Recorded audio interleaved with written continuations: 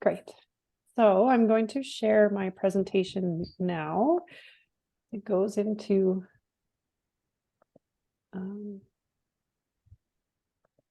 let's see. There we go. So can you just see the slide with the beautiful photo and not the next slide? Yes. Perfect. Yeah.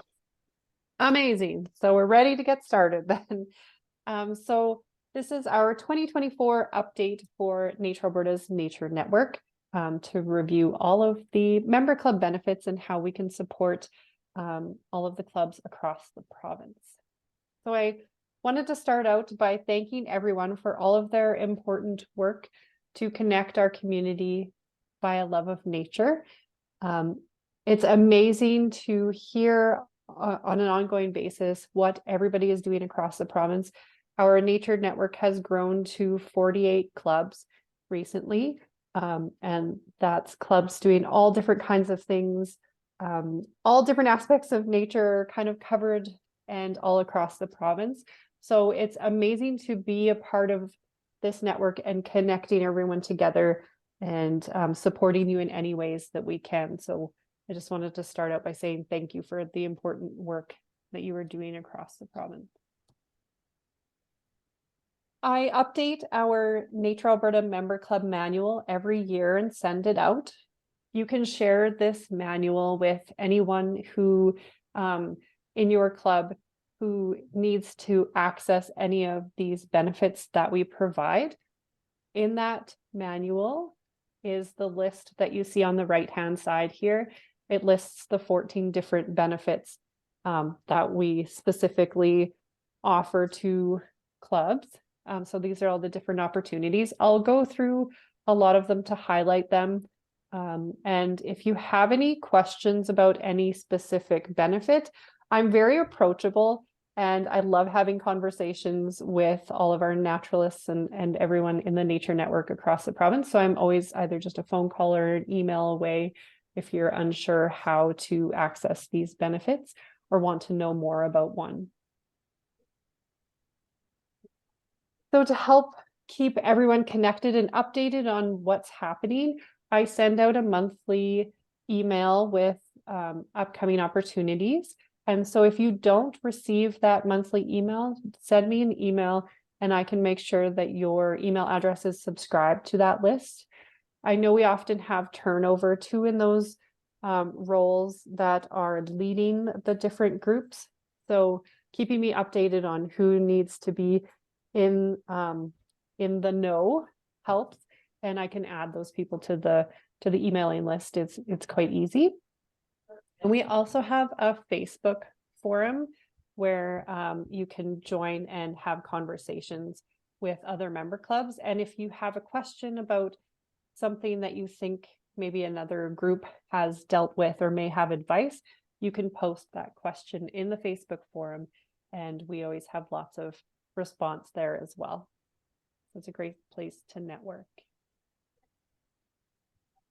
In our manual, there is also a link to our network library, which is on Google Drive. It has a bunch of folders that you can see here that have a number of different resources. And we're always building this network library with various resources. And I also include everybody's newsletters that I receive. I try to update them in the newsletter folder too. So it's a great place to see what everybody's up to. And also if you have new publications coming out, I add those to the resource library there. And often when I'm approached by, for example, teachers sometimes approach me for different materials, and I can quickly and easily share all of the resources that are related to kids in a folder in that resource library. On our website, we have the Nature Alberta Member Club webpage, where we have an interactive map with all of the clubs listed with a quick description and your website there. And we also have on the right-hand side is the Meet a Member Club articles that get published in the magazine. We add them onto our website so that there's additional information there and kind of telling the different clubs' stories as well. We spend a lot of time promoting events through the Nature Network. So we post them on our webpage. There's always lots happening across the province, and in the wintertime, we kind of switch the format to allow for more virtual events streaming through, and then also the usual nature guided walks and things like that are posted and updated kind of on a monthly basis there as well. And we share events on our social media. So you can see here, our Facebook page has over 10,000 followers. And we also have Instagram that has just about 3,000 followers. We also post everything on Twitter. And I can't remember how many followers we have there, but we have quite a few followers all across the different social media platforms. So it helps get the word out about events to a large audience. We also have wonderful opportunity to collaborate with Nature Alberta on our Nature Kids events, especially.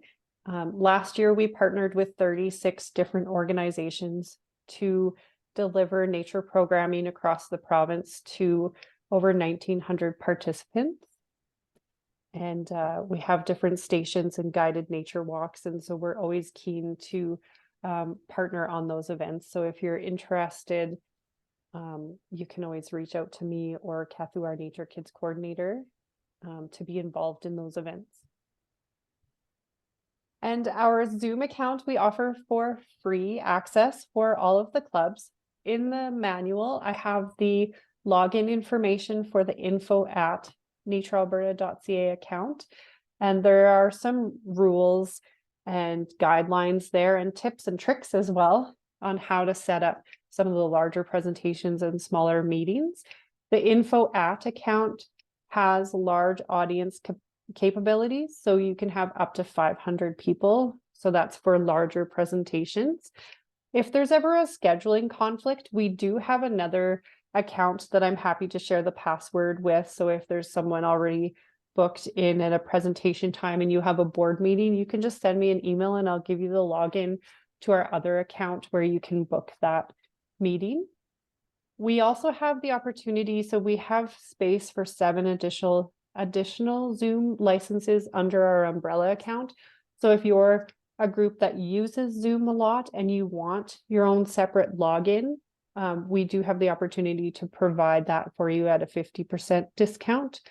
So you can just email me to chat about that.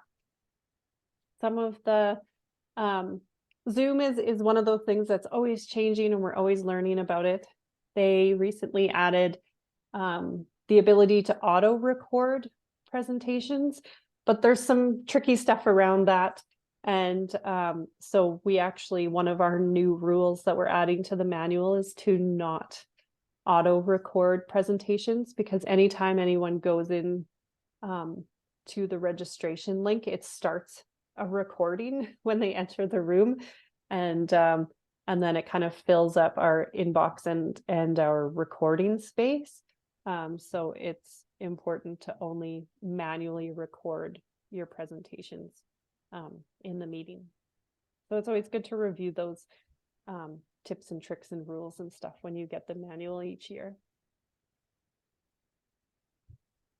And related to the Zoom account, we broadcast the Nature Network speaker series. And within that, we also ask for various clubs to collaborate and share their presentations. So often we have lots of groups that are sharing their presentations with the whole Nature Network.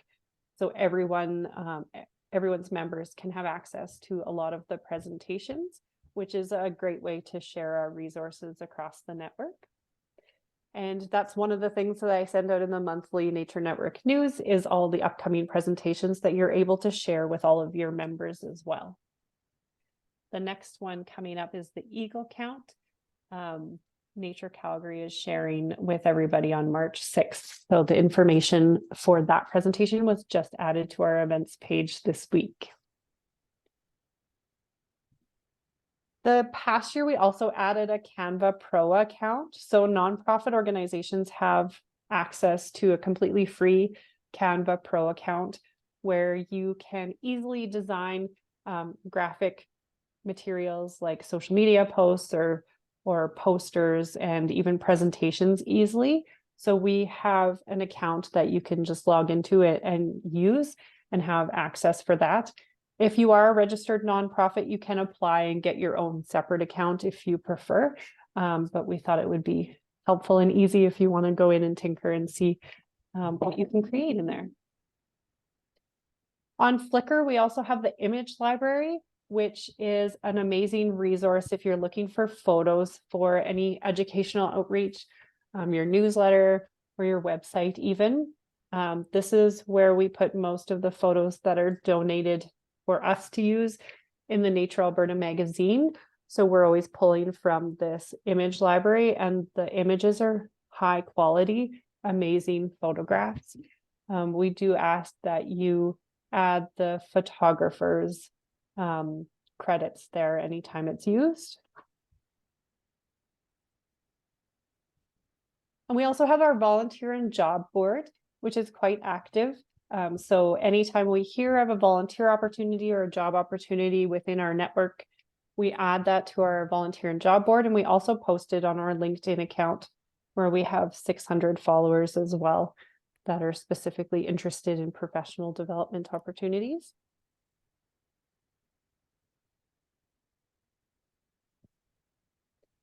And we promote and support citizen science events throughout the year as well. So we have a newly developed, within the last couple of years, citizen science webpage where we have tons of resources, and we post all of the different projects that people can get involved in. I also sit on the steering committee for the Alberta Citizen Science Community of Practice, and we are developing a hub to connect the community for citizen science in Alberta. So I'm quite involved in that. So if you have any projects, if you're leading any citizen science projects, you can feel free to reach out and I can help in any way that I can. And this past year, we also promoted the Christmas bird count through various ways online, as well as an in-person event. And we were pretty excited because it was really nice weather. We always have a Christmas bird count for kids event. And you know, if it's -20, you have about like 4 people show up. But this year, because it was so beautiful, we had 56 bush beaters in kind of like a guided birding walk for the day that contributed to Edmonton's volunteer numbers. So we were pretty excited about that. And then, of course, we have our Nature Alberta magazine, which is published 4 times a year. There's lots of opportunities for me to promote what you're doing in the magazine. So we have the Meet a Member Club section, which you can write all about your club.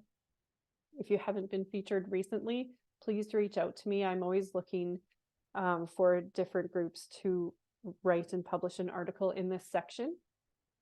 And so I've been reaching out to different clubs and asking lately. So if you don't have one of those articles, you can definitely be featured if you reach out. And we also have a couple different sections that I can feature your work in the Nature Alberta News. And also in the Nature Kids section, we have a lot of flexibility. So for example, in the My Big Alberta Backyard, we did a feature that included the Inglewood Bird Sanctuary. And I think the Calgary Bird Banding Society had some information in there as well, because that's where one of the birding stations, the bird banding station is there. So we have lots of different ways that we can promote your work through the magazine. And we also, the magazine is available for free online. And so whenever we send out an email with information on that magazine, please feel free to share it with your members. There's tons of really great information about our wild species and spaces, and we want to make that accessible to everyone. So please share that with your members. And we also have recently added our regional representatives. So Nature Alberta board members, we have several that represent each region. So many of you, I am sure, have met your regional representative.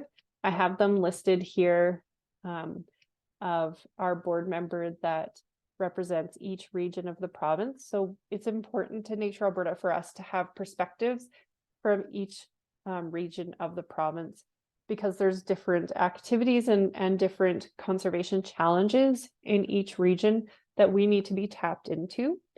And so our board member, who is your regional representative, is a great person to touch base with on any additional supports that you may have, or any upcoming conservation issues or advocacy related issues that you're seeing in your region, so that we can be made aware of those issues and potentially include them in our provincial overlook of the conservation issues, and where we're even focusing some of our efforts on in our magazine and things like that as well. So they're smiling faces as well as me. So I hope that you're able to reach out to either of us if you need any help at all or support.